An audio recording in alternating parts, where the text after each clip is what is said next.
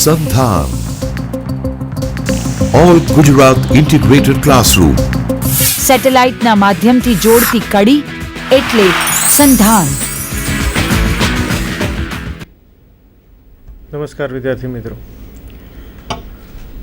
ઉપગ્રહ દ્વારા સંચાલિત આ અર્થશાસ્ત્રની વ્યાખ્યાન શ્રેણીમાં આજે આપણે ગ્રાહકની સમતુલા એટલે કે કન્ઝ્યુમર્સ ઇક્વિલિબ્રિયમ વિશે વાત કરવા મળ્યા છીએ.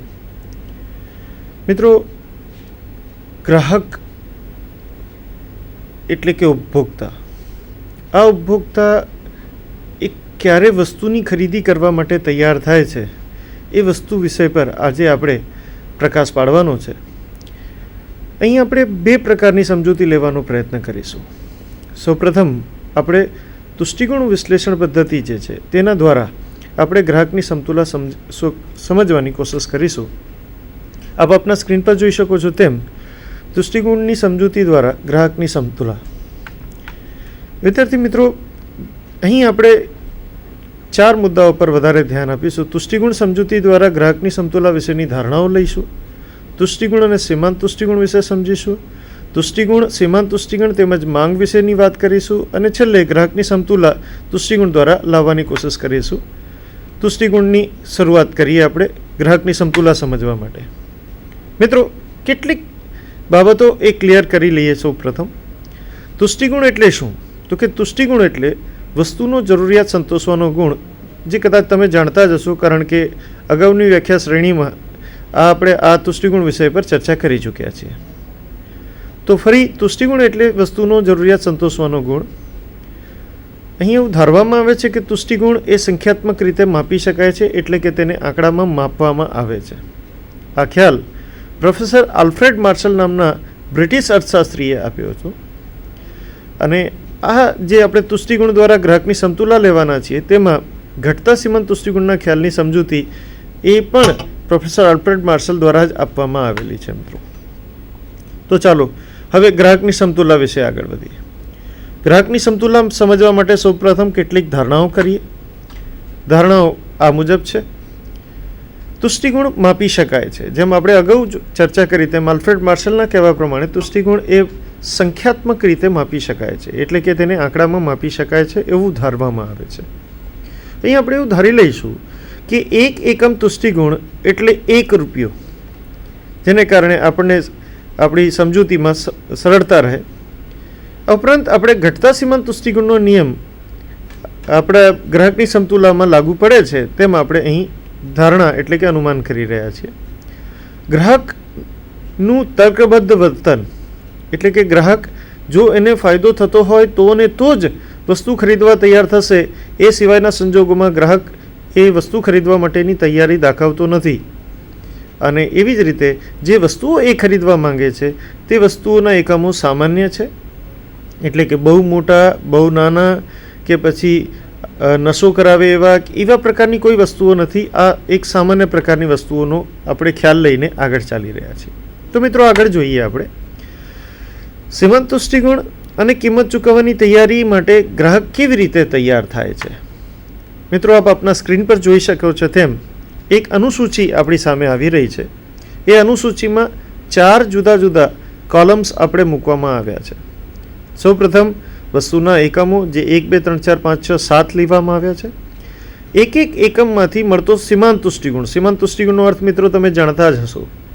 એક વધારાનો એકમ ઉપયોગ કરવાને કારણે તેમાંથી મળતા તુષ્ટિગુણને આપણે સીમાંત તુષ્ટિગુણ કહીએ છીએ. તો એ અનુસાર પહેલા એકમમાંથી આપણને 10 એકમ તુષ્ટિગુણ મળે છે, બીજામાંથી 8, ત્રીજામાંથી 6, ચોથામાંથી 4, એમ અનુક્રમે 7મા એકમે આપણને -2 એટલે કે ઋણ તુષ્ટિગુણ મળે છે. હવે એવું ધારી લઈએ કે કોઈક વસ્તુની ખરીદી કરવાની છે અને વસ્તુની કિંમત 4 રૂપિયા છે. તો સ્વાભાવિક છે કે પહેલી વસ્તુ લો તો 4 રૂપિયા આપવા પડે, બીજી વસ્તુ લો તો 4 રૂપિયા આપવા પડે, ત્રીજી માટે પણ, ચોથી માટે પણ, 7મી માટે પણ, બધા માટે 4 રૂપિયા જ આપવા પડે. અને એટલા માટે કિંમત આપણે 4 રૂપિયા ધારી લઈએ છીએ. હવે જો પહેલું એકમ ખરીદવામાં આવે તો ગ્રાહકને સીમાંત તુષ્ટિગુણ 10 એકમનો મળે છે. અગાઉ આપણે એવી ધારણા કરી છે કે એક સીમાંત તુષ્ટિગુણનો એકમ એટલે કે 1 રૂપિયો, એનો મતલબ એમ થયો કે જો વસ્તુનું પહેલું એકમ ગ્રાહક વાપરે તો એને 10 રૂપિયાનો સંતોષ મળે, અને હવે કિંમત જે મિત્રો હંમેશા ચૂકવવાની હોય છે, એટલે કે બીજાને આપવાની હોય છે, એટલે કે એ દૃષ્ટિકોણ આપણો જાય છે, જતો કરવો પડે છે. એટલે એમ આપણે સમજીએ કે પહેલો એકમ જ્યારે ગ્રાહક વાપરે ત્યારે એને 10 રૂપિયા મળે, એની સામે એને 4 રૂપિયા ચૂકવવા પડે, એટલે એ એકમમાંથી એને 6 રૂપિયાનો લાભ થાય છે. હવે મિત્રો તમે જ આ જગ્યા પર હો તો તમે આ એકમ ખરીદો કે ન ખરીદો જ્યાં તમને લાભ થતો હોય? ખરું ને, ખરીદવો જ જોઈએ. તો બીજા એકમ પર આવીએ. બીજા એકમ પર પણ કંઈક એવું જ બને છે. 8 રૂપિયાનો સંતોષ મળે છે, સામે 4 રૂપિયા આપવા પડે છે, એટલે 4 રૂપિયાનો ફાયદો છે. સ્વાભાવિક છે ને, ખરીદીશું આપણે આને પણ. ત્રીજા એકમ પર 6 રૂપિયાનો સંતોષ મળે છે, 4 રૂપિયા આપવા પડે છે, એટલે સ્વાભાવિક રીતે અહીંયા પણ નફો છે, લાભ છે, આપણે ખરીદીશું. ચોથા એકમ પર 4 રૂપિયાનો સંતોષ મળે છે અને 4 રૂપિયા આપવા પડે છે. એનો અર્થ એવો થયો કે આપણને કોઈ ફાયદો એટલે કે લાભ પણ થતો નથી અને આપણને કોઈ ગેરલાભ પણ થતો નથી. તો એવા એકમને આપણે ખરીદી શકાય તટસ્થ રીતે, કારણ કે એમાં આપણને કોઈ નુકસાન થતું નથી. પણ જો પાંચમું એકમ ખરીદવામાં આવે તો 2 એકમ એટલે કે 2 રૂપિયાનો સંતોષ મળે, સામે 4 રૂપિયા ચૂકવવા પડે કિંમત સ્વરૂપે, તો આપણને 2 એકમ એટલે કે 2 રૂપિયાનું નુકસાન જશે. જો તમને નુકસાન જતું હોય તો તેવી વસ્તુ તમે ખરીદો ખરા? નહીં ને. એનો મતલબ એમ થયો કે પાંચમા એકમ પર ગ્રાહક પોતાની વસ્તુ ખરીદવાની તૈયારી બતાવશે નહીં. એવી જ રીતે તમે જોઈ શકો છો છઠ્ઠા એકમે પણ એનો એકમ દીઠ લાભ -4 છે, એટલે એ પણ નહીં ખરીદે. સાતમા એકમે -6 છે, એટલે આ એકમ પણ ગ્રાહક ખરીદવાની તૈયારી દર્શાવતો નથી. આમ આ ટેબલમાંથી આપણે એમ કહી શકીએ કે ગ્રાહક પહેલો, બીજો, ત્રીજો અને ચોથો એમ 4 એકમો ખરીદવા માટેની તૈયારી બતાવે છે, કેમ કે પ્રથમ 4 એકમોમાંથી તેને કોઈ પણ પ્રકારનો ગેરલાભ થતો નથી અને ઉપરાંત એને લાભ જ લાભ દેખાય છે. તો મિત્રો આ જ બાબતને થોડીક આગળ વધારીએ. હવે એનો મતલબ એમ થયો કે ગ્રાહક જેટલા એકમોએ સીમાંત તુષ્ટિગુણ બરાબર કિંમત થાય તેટલા એકમો ખરીદવા તૈયાર થાય છે. હું ફરી એક વખત આપને બતાવું. આપણે આ ટેબલ હમણાં જ જોઈ ગયા. તમે ચોથા એકમ પર જોઈ શકો છો સીમાંત તુષ્ટિગુણ 4 છે, જ્યારે કિંમત પણ 4 છે, એટલે કે સીમાંત તુષ્ટિગુણ બરાબર કિંમત થયું તેટલા એકમો ગ્રાહક ખરીદવાની તૈયારી દર્શાવે છે, જેની વાત આપણે આ ટેબલમાં ઉપયોગમાં લઈશું. તો મિત્રો આ અનુસૂચિ એ 3 કોલમ ધરાવે છે: વસ્તુના એકમો, સીમાંત તુષ્ટિગુણ અને કિંમત ચૂકવવાની તૈયારી. હવે અહીંયા એવું ધારવામાં આવે છે કે પહેલું એકમ ધારો કે ગ્રાહકે ઉપયોગમાં લીધું અને જો એ ગ્રાહકને એમાંથી 10 રૂપિયાનો સંતોષ મળતો હોય તો ગ્રાહક વધુમાં વધુ કેટલી કિંમત ચૂકવવા તૈયાર થાય? સ્વાભાવિક છે કે 10 રૂપિયા છે, કેમ કે એનાથી વધુ આપવાય એટલે કે 11 રૂપિયા જો કિંમત ચૂકવે તો એને 1 રૂપિયાનું નુકસાન જશે. એટલે મહત્તમ કિંમત ચૂકવવાની તૈયારી એની 10 રૂપિયાની હશે. બીજા એકમે 8 જ એકમનો સંતોષ મળતો હોય તો 8 જ રૂપિયા કિંમત ચૂકવવાની તૈયારી છે. ત્રીજા એકમે 6 રૂપિયાની, ચોથા એકમે 4 રૂપિયાની, પાંચમા એકમે 2 રૂપિયાની. એમ જેમ જેમ ગ્રાહકની સીમાંત તુષ્ટિગુણ ઓછો મળતો જાય છે એમ એમ ગ્રાહક વસ્તુ ખરીદવા પ્રત્યે તેની કિંમત ચૂકવવાની તૈયારી ધીમે ધીમે ઘટાડતો જાય છે. હવે આ વાતને આપણે સમતુલા દ્વારા આકૃતિમાં સમજીએ. ગ્રાહકની સમતુલા અને તુષ્ટિગુણનું મહત્તમીકરણ. ક્યારે ગ્રાહક મહત્તમ તુષ્ટિગુણ મેળવશે? તો પહેલાં સમતુલા શું છે? મિત્રો, ગ્રાહકની સમતુલા એ શબ્દ ગ્રાહક પોતાના સંતોષને મહત્તમ બનાવવા માટે આપેલી આવક અને કિંમતે બજારમાંથી વસ્તુઓ કે સેવાઓની જે ખરીદી કરે તે પ્રમાણે ગ્રાહકની સમતુલા આપણે કહીશું. હું ફરી રિપીટ કરું મિત્રો, ગ્રાહકની સમતુલા શું છે બરાબર સમજવું જરૂરી છે આપણા માટે. ગ્રાહકની સમતુલાનો સામાન્ય અર્થ કેવો હોય તો એમ કહીશું કે ગ્રાહક કેટલા એકમોની ખરીદી કરે તે પ્રમાણ એટલે ગ્રાહકની સમતુલા, જેને ચુસ્ત વ્યાખ્યામાં આપણે આ મુજબ કહી રહ્યા છે. ગ્રાહકની સમતુલા એટલે કે ગ્રાહક પોતાના સંતોષને મહત્તમ એટલે કે મેક્સિમમ બનાવવા માટે એને થયેલી આવક અને બજારમાં જે કિંમત હોય તે બંનેથી વસ્તુઓ અને સેવાઓની જે ખરીદી કરે તે પ્રમાણને આપણે ગ્રાહકની સમતુલા કહીશું. તો મિત્રો, હવે આકૃતિ દ્વારા નિરૂપણમાં જોઈએ કે કેવી રીતે અને કેટલું ગ્રાહક આમાંથી તુષ્ટિગુણ પ્રાપ્ત કરવા માટે મહત્તમ કોશિશ કરી રહ્યો છે. મિત્રો, અહીં એક્સ પર આપણે યુનિટ્સ ઓફ મેંગો એટલે કે કેરીના એકમો આપણે લીધા છે. વાય અક્ષ પર સીમાંત તુષ્ટિગુણ અને કિંમતને દર્શાવવામાં આવી છે. અહીં આકૃતિમાં AB રેખા તે સીમાંત તુષ્ટિગુણ રેખા છે, જ્યારે P થી એક્સ અક્ષને સમાંતર જે રેખા દોરવામાં આવી છે તે રેખા કિંમત રેખા છે. સીમાંત તુષ્ટિગુણ રેખા AB અને P રેખા તે બંને એકબીજાને R બિંદુએ છેદે છે. એનો અર્થ એમ થાય કે ગ્રાહક OQ એકમો એ પોતાની સમતુલા પ્રાપ્ત કરે છે, એટલે કે ગ્રાહક OQ એકમો ખરીદશે. હવે સવાલ, કેમ OQ એકમો ખરીદશે? તો કારણ એનું એ છે મિત્રો કે R બિંદુએ ગ્રાહકને જેટલો સીમાંત તુષ્ટિગુણ મળે છે એટલી જ એને કિંમત ચૂકવવી પડે છે. જે અગાઉ આપણે ચર્ચા કરી ગયા તે પ્રમાણે સીમાંત તુષ્ટિગુણ બરાબર કિંમત થતી હોય તેટલા એકમો ગ્રાહક ખરીદવા તૈયાર થાય છે. એ મુજબ ગ્રાહક અહીં OQ જેટલા અથવા તો એમ કહેવાય કે PR જેટલા એકમો ખરીદવાની તૈયારી બતાવશે. હવે એમ ધારી લઈએ આપણે કે એવું નથી બનતું, તો શું થાય? માનો કે ગ્રાહક OQ નહીં પણ OQ1 એકમો ખરીદવાની તૈયારી બતાવે, તો એનો અર્થ શું થાય એ સમજીએ. OQ1 એકમો ખરીદવાની તૈયારી બતાવે તો ગ્રાહકે તેવા સંજોગોમાં R1Q1 જેટલી કિંમત ચૂકવવી પડશે, કેમ કે એ કિંમત રેખા R1 ઉપર આવે છે.